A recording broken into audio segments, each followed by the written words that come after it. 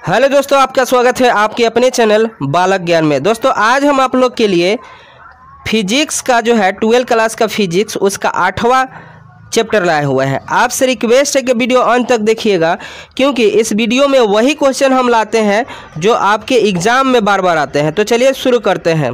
पहला जो क्वेश्चन है, कार्बन डेटिंग क्या होता है।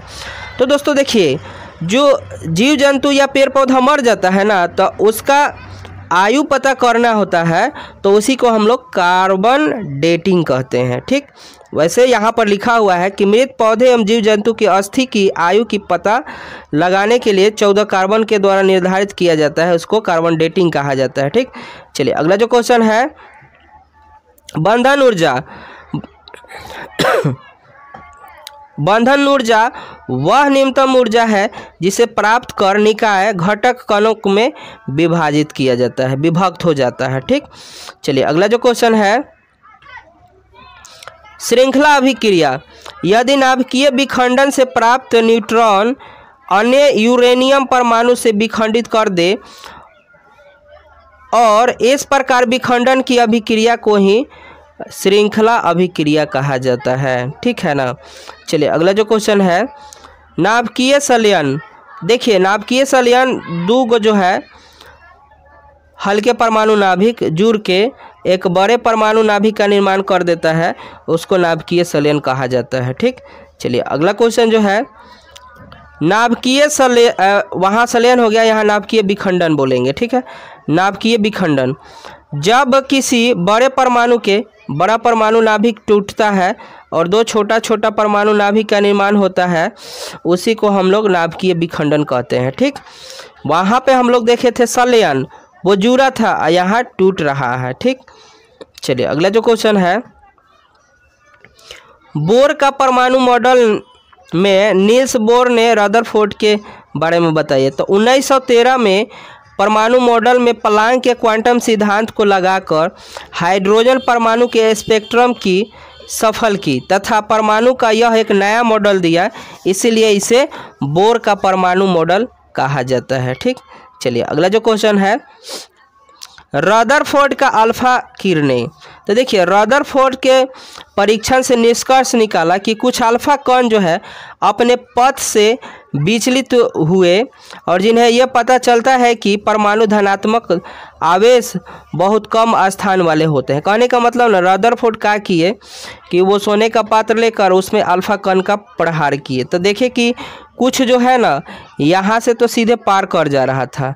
ठीक, तो कुछ तो क्या हो रहा था कि इससे टकरा के मुड़ जा रहा था। ठीक ना, तो इसलिए वो बोले थे। ठीक, चलिए अगला जो क्वेश्चन है, नाभिकीय रिएक्टर। यह एक ऐसा यंत्र है जिसके द्वारा नाभिकीय विखंडन से ऊर्जा उत्पन्न की जाती है। ठीक, चलिए अगला जो क्वेश्चन है, अर्ध आयु। जितने समय में सक्रिय परमाणुओं की आधी संख्या विघटित तो हो जाती है, उसे अर्ध आयु कहते हैं। कोई समय होता है उसमें वो विघटित होकर आधी हो जाता है, उसको कहा जाता है। ठीक, अगला क्वेश्चन है, रेडियो एक्टिविटी। तो प्रकृति में कुछ ऐसे पदार्थ हैं जो स्वतः अदृश्य विकिरण उत्सर्जित करते हैं, उसे रेडियो एक्टिविटी पदार्थ कहते हैं। कहने का मतलब है ना दोस्तों, प्रकृति में कुछ ऐसे भी पदार्थ होते हैं, तो देखिएगा ना, वो अपने से उसमें से किरण निकलते रहता है, उसको रेडियो एक्टिविटी पदार्थ कहा जाता है। ठीक, चलिए अगला जो क्वेश्चन है, अल्फा बीटा गामा किरणें के जो है कुछ गुण बताइएगा। तो अल्फा किरणें अल्फा कणों से मिलकर बना होता है। हीलियम परमाणु के नाभिक को अल्फा कण कहा जाता है।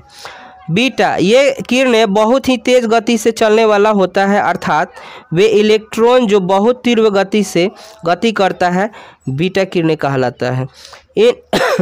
इन किरणों पर एक इकाई धन आवेश होता है,